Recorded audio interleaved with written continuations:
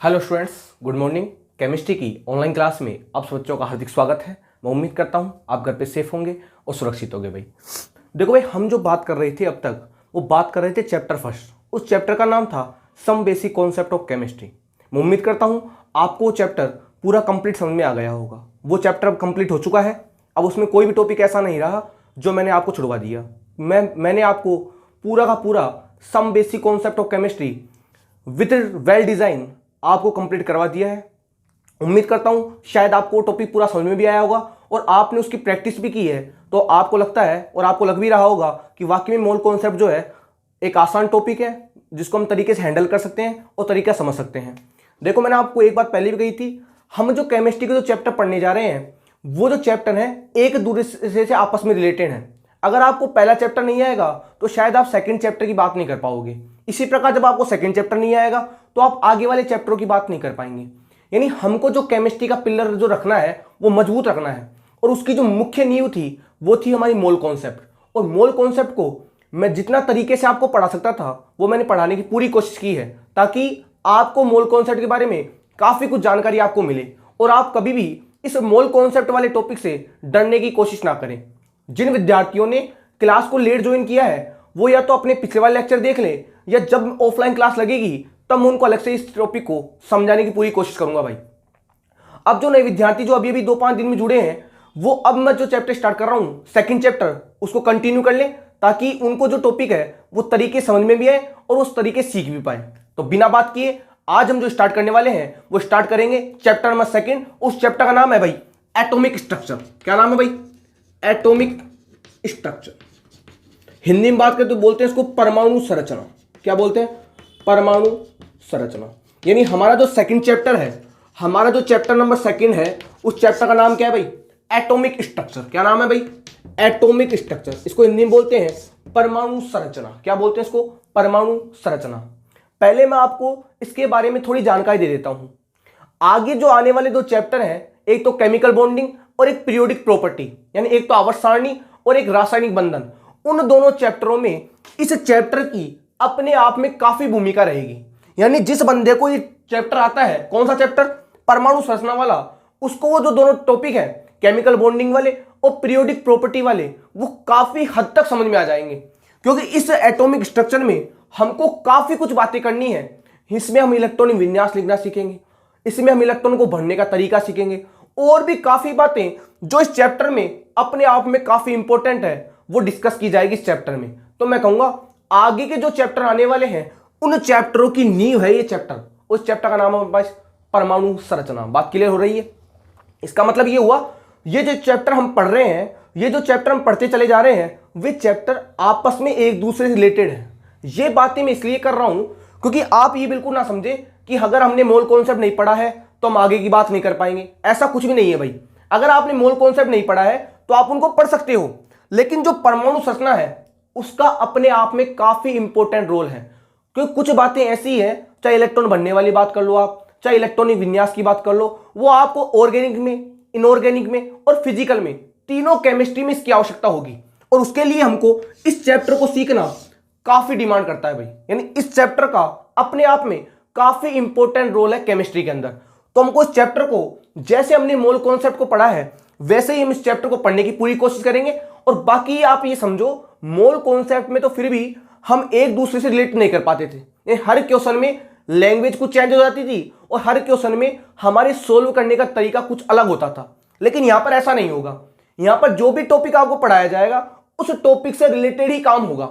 यानी जैसे मान लो मैंने आपको कोई भी टॉपिक पढ़ाया, उस टॉपिक के ऊपर जितने भी न्यूमेरिकल्स बन सकते हैं केवल और केवल हम उसकी ही प्रैक्टिस करेंगे। यानी इस चैप्टर में आपको कोई सेपरेट या इंटर कन्वर्जन वाली बात बिल्कुल भी नहीं होगी। हम इस टॉपिक को ऐसे पढ़ेंगे जैसे हमको डिस्कवरी वाली बात कर रहे हैं, क्योंकि जो भी इसमें मैटर होगा वो ज्यादातर तो प्रैक्टिकल मतलब प्रैक्टिकल प्रायोगिक मेथड होगा, और कुछ बातें यहां पर सैद्धांतिक भी होंगी। और उस चैप्टर को बोलेंगे हम, that is called atomic structure. यानी जो एटॉमिक स्ट्रक्चर वाला चैप्टर है वो अपने आप में काफी इंपॉर्टेंट चैप्टर है, या अपने आप में काफी इंपॉर्टेंट टॉपिक है। मैं ये बात इसलिए नहीं कह रहा कि ये चैप्टर तुम्हारी 11th की क्लास में है, मैं ये बात इसलिए कह रहा हूं क्योंकि इस चैप्टर में एक टॉपिक आएगा इलेक्ट्रॉनिक विन्यास लिखना। आपने पढ़े भी होंगे 9th और 10th में आप बाऊ का नियम, पाउली का नियम, हुंड का नियम, वे सारे नियम इस चैप्टर में आएंगे। और इस चैप्टर में हम एक एक ऑर्बिटल की शेप, उनकी साइज, उनके वॉल्यूम, काफी कुछ बातें इस चैप्टर में हम करने वाले हैं। और इस चैप्टर का नाम क्या है भाई? Atomic structure. मैं जो बातें कर रहा हूं उन बातों का आप थोड़ा ध्यान समझना कि मैं बातें किस पर कर रहा हूं। मैं बात करूंगा, जो भी करूंगा वो बात करूंगा परमाणु संरचना पर। तो आपको पता लग गया होगा इस चैप्टर का अपने आप में कितना इंपॉर्टेंट रोल होने वाला है। बात क्लियर? अब बिना बात किए हम अपने टॉपिक स्टार्ट करते हैं। आज का जो लेक्चर होगा वो एक इंट्रोडक्टरी लेक्चर होगा एटॉमिक स्ट्रक्चर के बारे में। यानी आज का जो लेक्चर है वो इस एटॉमिक स्ट्रक्चर का एक बेसिक लेक्चर है, जिसमें आपको एटॉमिक स्ट्रक्चर के बारे में कुछ जानकारी दी जाएगी कि एटम क्या है, कहां से एटॉमिक स्ट्रक्चर आया और हमको एटॉमिक स्ट्रक्चर की रिक्वायरमेंट क्यों पड़ी। काफी कुछ बातें हमको यहां पर डिस्कस करनी है। पहली बात, बिना बात किए हम अपनी बातों को स्टार्ट करते हैं। हमारा जो चैप्टर है चैप्टर नंबर 2, उस चैप्टर का नाम है भाई एटॉमिक स्ट्रक्चर। पहली बात यह है कि सर कोई बात नहीं, आपने चैप्टर का नाम बताया परमाणु संरचना, यानी इस चैप्टर में हमको जो बात करनी है वो बात करनी है परमाणु की स्ट्रक्चर के बारे में, क्योंकि हम परमाणु की बात करके आ चुके। लेकिन पहले मेरे को आपको परमाणु के बारे में बताना होगा। कुछ विद्यार्थी ऐसे जो नए हैं तो उनको एटम के बारे में कुछ जानकारी नहीं है। तो पहले तो आपको ये बताना होगा एटम है क्या। एटम है क्या? देखो, अगर मैं एटम की बात करूं तो मैं कहूंगा जब अपने पुराने जो वैज्ञानिक थे, यानी हमारे जो इंडियन फिलोसफर थे, 400 साल पहले, 400 बीसी यानी ईसा पूर्व, जिसको आप क्या बोलते बीसी बोलते हैं ना, बिफोर क्राइस्ट, 400 बीसी पूर्व यानी ईसा पूर्व, 400 ईसा पूर्व पहले ही एटम के बारे में डिस्कवरी हो चुकी थी। सबसे पहले एटम को डिस्कस करने वाला जो साइंटिस्ट था वो था भाई डेमोक्राइटस। सुनो ध्यान से, इसको हिंदी में बोलते हैं डेमोक्रेटस। हिंदी में कुछ भी बोलो, इंग्लिश में नाम क्या होता है इसका? डेमोक्रेटस। डेमोक्रेटस या डेमोक्राइटस। इस डेमोक्रेटस ने सबसे पहले परमाणु शब्द दिया था। सुनो ध्यान से, सबसे पहले एटम शब्द किसके द्वारा दिया गया था भाई? डेमोक्रेटस के द्वारा। डेमोक्रेटस ने क्या कहा था कि जितना भी हमारे पास जो मैटर है, जानते हो ना मैटर क्या होता है? द्रव्य। क्योंकि हमने पढ़ा है केमिस्ट्री क्या है? Chemistry is the study of matter, यानी जो द्रव्य का जो अध्ययन है उसको ही बोलते हैं केमिस्ट्री। अब डेमोक्रेटस ने क्या कहा कि जितने भी मैटर है, जितना भी मैटर है, मैटर क्या होती है पता है आपको इस चीज के बारे में? मैटर क्या होती है? वह जो स्थान घेरती है और जिसका अपना मास होता है उसे बोलते हैं मैटर। मैं भी मैटर हूं, आप भी एक मैटर हो, एक चौक भी मैटर है और ये बोर्ड भी मैटर है। यानी जिसने स्थान को घेरा है और जिसका अपना खुद का मास होता है उसको बोलते हैं हम मैटर। क्या बोलते हैं उसको? मैटर। फिर हमको एटॉमिक स्ट्रक्चर की रिक्वायरमेंट क्यों पड़ी भाई? सर जब हमारा काम मैटर से चल ही रहा था तो फिर हमको एटॉमिक स्ट्रक्चर की आवश्यकता क्यों पड़ी? भाई आपने परिभाषा क्या पढ़ी थी केमिस्ट्री की? स्टडी ऑफ मैटर, यानी मैटर का अध्ययन क्या कहलाता है भाई? केमिस्ट्री। और डेमोक्रेटस कहता है कि जो मैटर है वो छोटे छोटे पार्टिकल से मिलकर बना है। डेमोक्रेटस क्या कहता है? जो मैटर है वो छोटे छोटे पार्टिकल से मिलकर बना होता है। उस पार्टिकल को क्या बोलते हैं हम? एटम। क्या बोलते हैं? एटम। एटम जो था वो ग्रीक वर्ड से लिया गया है। एटम किससे लिया गया है? Greek word. और उस ग्रीक वर्ड का नाम अपने पास एटोमोस। क्या होता है इसका? एटोमोस। एटोमोस का मतलब क्या होता है? अविभाज्य। इंग्लिश में बात करें तो इंडिविजुअल, इनडिविजिबल, अविभाज्य, यानी जिसको आगे तोड़ा नहीं जा सकता उसको बोलते हैं एटम। और एटम जो था वो ग्रीक वर्ड किससे लिया गया था? एटोमोस से। और उसको देने वाला साइंटिस्ट कौन था भाई? डेमोक्रेटस। यानी डेमोक्रेटस ने कहा जो मैटर है वो छोटे छोटे पार्टिकल से मिलकर बनी हुई है और उस छोटे छोटे पार्टिकल को क्या बोलते हैं भाई? एटम। यानी एटम वह छोटे से छोटा कण है जिसको आप आगे विभाजित नहीं कर सकते। ये किसने बात कही? डेमोक्रेटस ने। डेमोक्रेटस ने कहा दुनिया में जितने भी मैटर हैं वो छोटे छोटे पार्टिकल से मिलकर बने हुए हैं और उन छोटे छोटे पार्टिकल को जिन्हें आप आगे विभाजित नहीं कर सकते उसे क्या बोलते हैं? एटम। ये बात किसने कही? डेमोक्रेटस ने। कोई बात नहीं, कह दिया तो हमने भी मान लिया, क्योंकि उस टाइम ऐसी कोई धारणा थी नहीं, ऐसा कोई डेवलपमेंट हुआ भी नहीं था। तो डेमोक्रेटस ने जो बात कही वही बात हमने मान ली कि डेमोक्रेटस ने क्या कहा कि मैटर जो मतलब जो एटम है वो पार्टिकल है जिसको आप आगे डिवाइड नहीं कर सकते, या मैटर जो है वो छोटे छोटे पार्टिकल से मिलकर बनी हुई है। उस पार्टिकल को क्या बोला गया भाई? एटम। ठीक है। फिर आप कहोगे सर डेमोक्रेटस ने ये कहा कि जो मैटर है वो छोटे छोटे पार्टिकल से मिलकर बनी हुई है, मतलब दुनिया में जितनी भी जगह है वो छोटे छोटे पार्टिकल से मिलकर बना हुआ है। फिर दुनिया में इतनी डाइवर्सिटी क्यों है? फिर दुनिया इतनी अलग अलग क्यों दिखती है? पर सर मैं भी मैटर से बना हूं, आप भी मैटर से बने हुए हो, फिर दुनिया अलग अलग क्यों दिखती है? भाई उसने कहा ना कि मैटर जो है वो छोटे छोटे पार्टिकल से मिलकर बनी हुई है, मतलब दुनिया में जितना भी मैटर है उसमें जो सबसे छोटा कण होगा वो कण ही कैसा होगा भाई, एटम। इसका मतलब तो ये हुआ दुनिया हमको एक जैसी दिखनी चाहिए थी, फिर दुनिया में इतनी डाइवर्सिटी क्यों है? यानी डाइवर्सिटी जो आ रही है, ये जो भिन्नात्मकता जो आ रही है वो क्यों आ रही है, जबकि सबका छोटा पार्टिकल कौन है, एटम। इसका मतलब कुछ ना कुछ गड़बड़ है। अब मैं आपको केमिस्ट्री के नजरिए से इस एटम का मीन समझाना चाहता हूं। ये तो बात डेमोक्रेटस ने कही। डेमोक्रेटस ने क्या कहा था कि एटम वह छोटा सा छोटा पार्टिकल है जिसको आप आगे विभाजित नहीं कर सकते, इसको बोलते हैं एटोमोस या इसे बोलते हैं अविभाज्य। बात क्लियर है? अब सोचो होता क्या है, हमको परमाणु की संरचना की आवश्यकता क्यों पड़ी? जब हमारा काम परमाणु से चल ही रहा था तो फिर हमको एटॉमिक स्ट्रक्चर पढ़ने की आवश्यकता क्यों पड़ी? ऐसा क्या हो गया कि हमको एटॉमिक स्ट्रक्चर पढ़ने की आवश्यकता पड़ गई? देखो पहला जो चैप्टर था वो था संबेसी कॉन्सेप्ट केमिस्ट्री, उसको पढ़ने की आवश्यकता क्यों थी हमें? क्योंकि हमको केमिस्ट्री के कुछ टूल्स, कुछ टेक्निक्स, कुछ पॉइंट सीखने थे, इसलिए हमने उस चैप्टर को पढ़ा। इस चैप्टर को पढ़ने का रीजन क्या है? सर जब हमारा काम एटम से हो ही रहा था तो फिर इस एटॉमिक स्ट्रक्चर में हम करने क्या वाले हैं? ऐसा क्या हो गया कि हमको एटॉमिक स्ट्रक्चर की रिक्वायरमेंट पड़ गई? तो पता लग जाएगा भी आपको कि एटॉमिक संरचना की हमको रिक्वायरमेंट क्यों पड़ी। सुनो बात ध्यान से, और वो आपने देखा भी होगा। अपने पास तीन अपने पास सोडियम एटम है, एक अपने पास आयरन है और एक अपने पास गोल्ड है। जानते हो आप, आवर्त सारणी पढ़े होंगे आपने, 9 10 चलती है आवर्त सारणी, उसमें तीनों चलते हैं। ये सोडियम एटम है, ये आयरन एटम है और ये गोल्ड का एटम। ठीक है, मैं कहूंगा अगर इसके एटम की बात करें तो एटम क्या होगा? वह छोटे से छोटा कण जिसको आप आगे विभाजित नहीं कर सकते।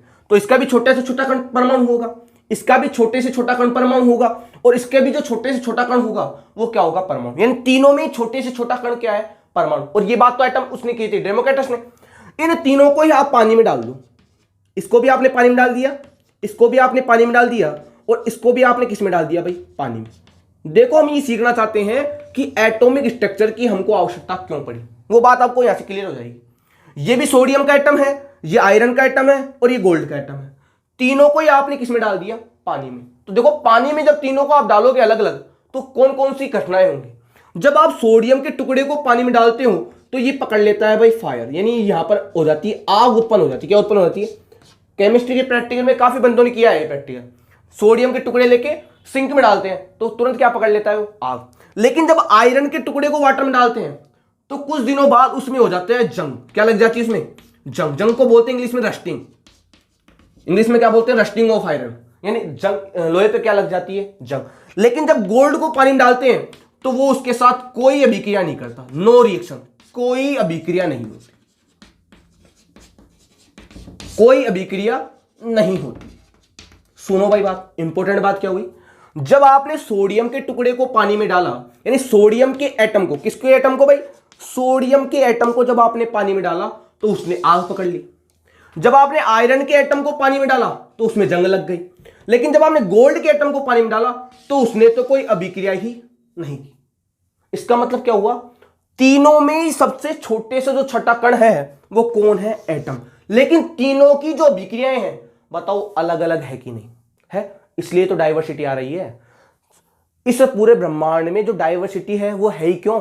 डिफरेंट स्ट्रक्चर ऑफ एटम, परमाणु की संरचना के कारण। देखो अगर इन तीनों का छोटे से छोटा कण एटम है तो इन तीनों की प्रॉपर्टी भी सेम होनी चाहिए थी, लेकिन तीनों की प्रॉपर्टीज अलग अलग आई। इसका मतलब क्या हुआ? इसका जो एटम है, इसका जो एटम और इसका जो एटम है आपस में बताओ डिफरेंट है कि नहीं? छोटे से छोटा कण तो परमाणु है, लेकिन इन तीनों के जो परमाणु की जो संरचना है, इन तीनों के जो परमाणु की संरचना है बताओ अलग अलग है कि नहीं? और उस संरचना को देखने के लिए हमको एक टॉपिक की आवश्यकता पड़ी। उस टॉपिक को क्या बोलते हैं? परमाणु संरचना। क्या बोलते हैं भाई? परमाणु संरचना। बात समझ में आ गई कि परमाणु संरचना की हमको आवश्यकता क्यों पड़ी? क्योंकि हम जानते थे इसके छोटे छोटा कण परमाणु होगा, इसका भी छोटे से छोटा कण परमाणु होगा और इसका भी जो छोटे छोटा कण होगा वो परमाणु होगा, लेकिन तीनों की अभिक्रिया अलग अलग है। अगर इन तीनों की अभिक्रिया की हमको जानकारी लेनी है, इन तीनों की अभिक्रिया की अगर हमको नॉलेज लेनी है तो मुझे इसके एटम की, मुझे इसके एटम की और मुझे इसके एटम की संरचना देखनी होगी। और वो मैं कब पढ़ूंगा? जो मैं पढ़ूंगा परमाणु संरचना। यानी परमाणु संरचना की आवश्यकता क्यों पड़ी? कि ये जो डाइवर्सिटी आ रही है, ये जो भिन्नात्मकता आ रही है, ये जो डिफरेंस आ रहा है वो किसकी वजह से आ रहा है? ऐसा एटम में क्या हो गया कि तीनों की प्रॉपर्टीज ही अलग अलग आ रही है। उसको समझने के लिए मुझे एटम के अंदर तक जाना पड़ेगा और मैं वो डिस्कस करूंगा किसके अंदर भाई? एटॉमिक स्ट्रक्चर के अंदर। किसके अंदर डिस्कस करूंगा? Atomic structure. पता लग गया आपको कि परमाणु की संरचना की आवश्यकता हमें क्यों पड़ी। ध्यान से देखिए आप, पता लग गया होगा शायद आपको कि हमें परमाणु की संरचना जो था यानी एटॉमिक स्ट्रक्चर जो चैप्टर था उसकी आवश्यकता क्यों पड़ी। बात क्लियर है, बात समझ आ गई आपको। यह कारण था कुछ एटॉमिक स्ट्रक्चर को पढ़ने का। इसका मतलब तो यह हुआ कि हमको एटम की स्ट्रक्चर का अनुमान लगाना है। आप जानते हो एटम क्या होता है, न्यूट्रल होता है। आप जानते हो परमाणु क्या होता है, उदासीन। अगर परमाणु उदासीन है, और आप जानते हो एटम के अंदर क्या होते हैं, प्रोटॉन भी होते हैं, न्यूट्रॉन भी होते हैं, इलेक्ट्रॉन भी होते हैं। यानी हमको ये देखना है कि इस आयरन के अंदर प्रोटॉन कितने हैं, न्यूट्रॉन कितने हैं, इलेक्ट्रॉन कितने हैं। इसके अंदर प्रोटॉन, न्यूट्रॉन, इलेक्ट्रॉन, इसके अंदर क्या देखना है, प्रोटॉन, न्यूट्रॉन और इलेक्ट्रॉन। इनकी डिस्कवरी कैसे हुई, कहां से इलेक्ट्रॉन आया, कहां से प्रोटॉन आया, कहां से न्यूट्रॉन आया, काफी कुछ डिस्कस करना है इस चैप्टर के अंदर। तो अपने आप में चैप्टर काफी इंपॉर्टेंट हो गया, क्योंकि आप सोचो आप किसका अध्ययन कर रहे हो भाई, केमिस्ट्री का। और केमिस्ट्री क्या है, स्टडी ऑफ मैटर। भाई केमिस्ट्री क्या है, द्रव्य का जो अध्ययन करते हैं उसको हम केमिस्ट्री बोलते हैं। यदि पदार्थ का जो अध्ययन होगा उसे क्या बोलते हैं, केमिस्ट्री। और पदार्थ किसका मिलकर बना हुआ है, पदार्थ किससे मिलकर बना हुआ है, एटम से। और सोचो अगर आपको एटम के बारे में पूरी जानकारी है तो मतलब आपको केमिस्ट्री के बारे में पूरी जानकारी है। और केमिस्ट्री को सीखने के लिए हमको इस एटॉमिक स्ट्रक्चर की रिक्वायरमेंट पड़े ही पड़ेगी। यानी अगर आपको परमाणु संरचना के बारे में कुछ पता है तो शायद आप काफी कुछ जानते हो एटम के बारे में। बात क्लियर है। इसको सीखने के लिए हमें इस चैप्टर की रिक्वायरमेंट पड़ी। तो आपको पता लग गया कि एटॉमिक स्ट्रक्चर की हमें आवश्यकता क्यों पड़ी भाई आवश्यकता में। एटॉमिक स्ट्रक्चर की आवश्यकता पड़ने का हमारे पास रीजन था कि जब सबका ही जो सबसे छोटा छोटा कण परमाणु है, तो फिर दुनिया में इतनी डाइवर्सिटी क्यों आ रही है, इस दुनिया में इतनी भिन्नात्मकता क्यों आ रही है। इसको समझने के लिए हमको जो था परमाणु था उसकी संरचना को देखना पड़ेगा कि इन तीनों स्थिति में परमाणु की जो संरचना होगी वो डिफरेंट होगी। इसलिए जो हम चैप्टर पढ़ने वाले हैं वो चैप्टर होगा अपने पास एटॉमिक स्ट्रक्चर। बात क्लियर है। आज के लिए इतना ही होगा। ये सब थोड़ी जानकारी देनी थी मेरे को एटॉमिक स्ट्रक्चर को, और मैं इस चैप्टर को 3 पार्ट में डिवाइड लेके चलूंगा। इस चैप्टर को, एटॉमिक स्ट्रक्चर को मैं 3 पार्ट में डिवाइड करूंगा, क्योंकि हमको जो बात करनी है तो वो अलग तरीके से बात करनी है। कैसे बात करनी है हमको, एक तो हम बात करेंगे डिस्कवरी की, एक तो हम किसकी बात करेंगे भाई, डिस्कवरी की, कि एटम आया कहां से डिस्कवरी हुआ, कहां से इलेक्ट्रॉन आया, कहां से प्रोटॉन, कहां से न्यूट्रॉन, काफी कुछ डिस्कवरी की बात करेंगे। फिर हम बात करेंगे रदरफोर्ड मॉडल की, रदरफोर्ड का मॉडल। फिर हम बात करेंगे बोहर मॉडल की, बोहर का परमाणु मॉडल। और सबसे लास्ट में बात करेंगे किसकी, क्वांटम मैकेनिकल मॉडल की, क्वांटम मैकेनिकल, या आप इसे बोल सकते हो वेव मैकेनिकल मॉडल। ये मॉडल है एटम के। सबसे पहले कौन सी दी गई, डिस्कवरियां दी गई थी कि एटम में इलेक्ट्रॉन है, प्रोटॉन है, न्यूट्रॉन है, कुछ भी जो भी है सब डिस्कवरी की बात कर लेंगे। उसके बाद बात करेंगे रदरफोर्ड के मॉडल की कि कैसे कैसे एटम का मॉडल दिया गया। उसके बाद कौन सा मॉडल आएगा, बोहर का मॉडल। और सबसे जो लास्ट में जो सबसे इंपॉर्टेंट मॉडल है वो कौन सा मॉडल भाई, क्वांटम मैकेनिकल मॉडल या वेव पार्टिकल मॉडल। देखेंगे जब आएगा तब। यानी ये जो चैप्टर है वो 4 पार्ट में डिवाइड होकर चलेगा। पहले पार्ट में डिस्कवरी होगी, ओनली फॉर ओनली डिस्कवरी, कि इलेक्ट्रॉन की खोज कैसे हुई, किसने निकाला, कैसे कैसे कैसे एक्सपेरिमेंट किए, काफी कुछ बातें होंगी यहाँ पर। फिर रदरफोर्ड का मॉडल क्या है, कैसे एटम की डिस्कवरी हुई, फिर बोहर का मॉडल क्या था, क्या क्या हेल्प करता है, और सबसे लास्ट में कौन सा पढ़ेंगे भाई, क्वांटम मैकेनिकल मॉडल। अगर आपको 4 बातें समझ में आ गई, इसका मतलब आपको एटॉमिक स्ट्रक्चर की पूरी कहानी समझ में आ गई। और जिसको एटॉमिक स्ट्रक्चर आ गया उसके लिए आगे जो चैप्टर है, एक तो केमिकल बॉन्डिंग वाला और एक पीरियोडिक प्रॉपर्टी वाला, वो काफी हद तक समझ में आ जाएंगे भाई। आज के लिए इतना ही, धन्यवाद। तो मैं आपसे ये कहूंगा इस चैप्टर को आपको तरीके देखना है, समझना है और सीखना है। जैसे हमने मोल कॉन्सेप्ट को पढ़ा है वैसे ही हम इस चैप्टर को पढ़ेंगे, और इसके जितने भी न्यूमेरिकल्स आते हैं वो मैं सब आपके साथ डिस्कस करूंगा। उम्मीद ये रखूंगा कि शायद आप इस चैप्टर को समझ पा रहे होंगे और देख पा रहे होंगे। आज के लिए इतना ही, धन्यवाद।